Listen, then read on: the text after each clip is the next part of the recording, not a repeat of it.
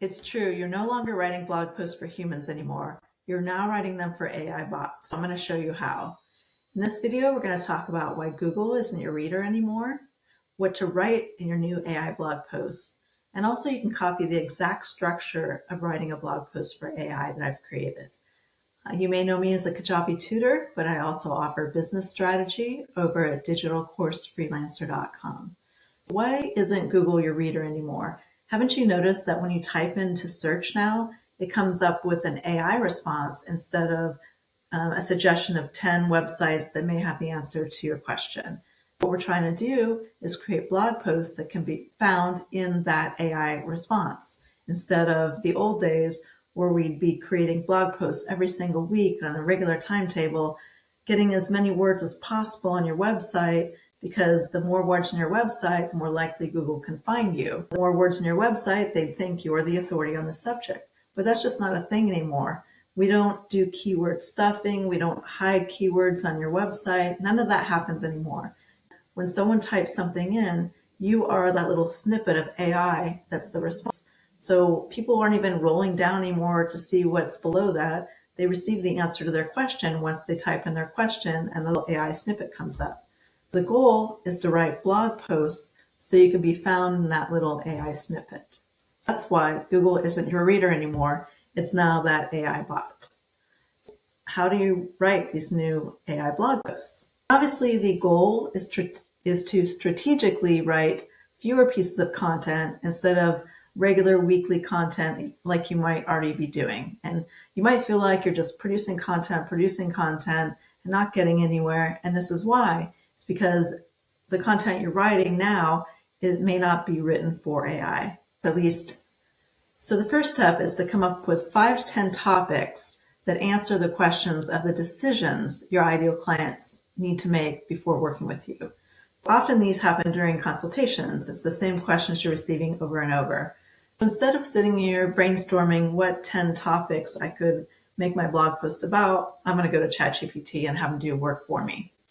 I created a little prompt here, maybe a little wordy, maybe you can condense it, but it gets the point across. I'm asking ChatGPT, what 10 topics can I create for my blog that would help somebody want to work with me?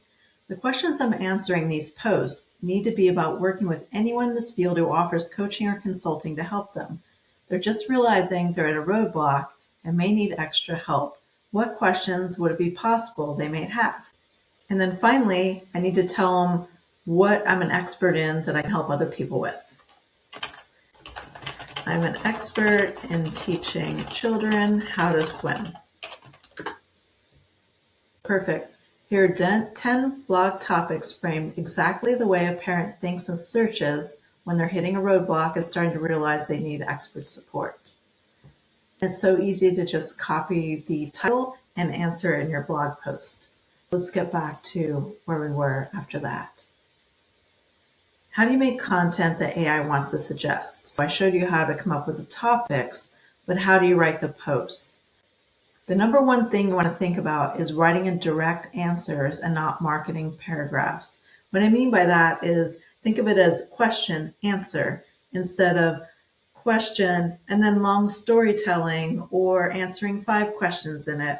You want to be very simple blog posts with question and answer. Your answer could be in the form of 10 paragraphs. It doesn't have to be 1 paragraph of 5 sentences, but you want it to answer the question fully, but not go on and on answering 5 other questions.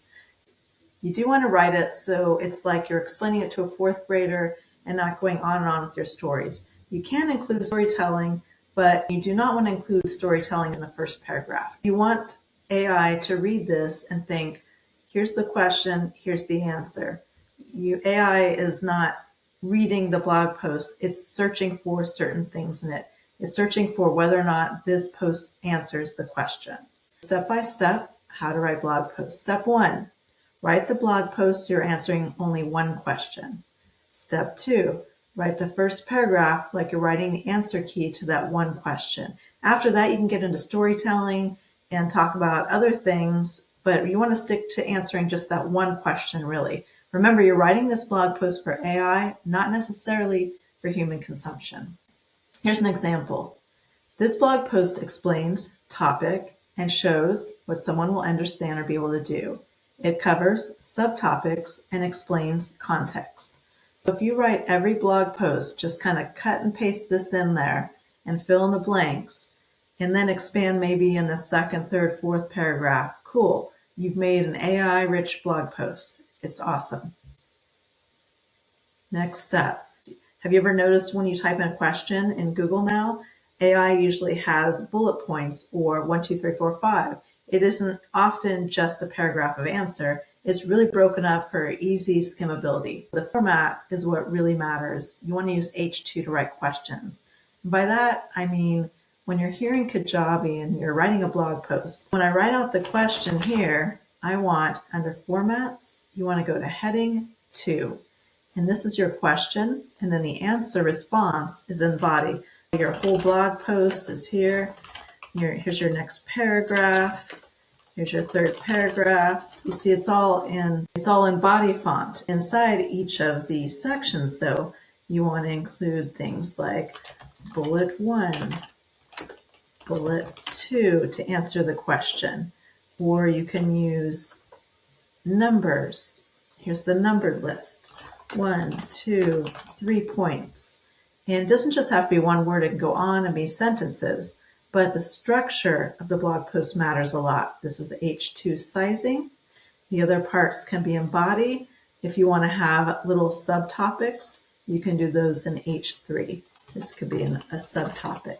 And the next step is you want to state who the advice is for. So inside the response, you want to say, this applies to all course creators and coaches. This applies to people who this or that. Describe your niche people. You want to describe your target markets. AI will latch on to the fact that when someone's typing something in and they use the identifier about who they are, AI is going to recognize that you specifically help serve that market, and they're going to be more likely to suggest your blog post over someone who writes it more general and not really focused on a particular target market. And finally, you want to end with an FAQ section and summary. Instead of a CTA like, hey, go grab this or go buy this offer, you want to forget all promotions because AI doesn't really love promotions in the blog posts. Remember, you're writing these for AI and not for humans. Instead of ending with a call to action, you want to end your blog post with some FAQ questions. Maybe a summary of all the things you've said so far to answer that one main question that your blog post is about. Finally, check your work, read aloud, see what you think. It should all read naturally. It shouldn't be sounding like it isn't you. You're still writing it with your brand. I do have a Q&A. How often, how many blog posts? There is no limit. Once AI understands this site knows this subject well, blogging even more posts, you're just having diminished returns. You're wasting your time. 10 posts should do it. And then after that, you can do 100 posts, but it may not have the same effect as those 10 more blog posts are not necessarily making your site more amazing according to the AI bots.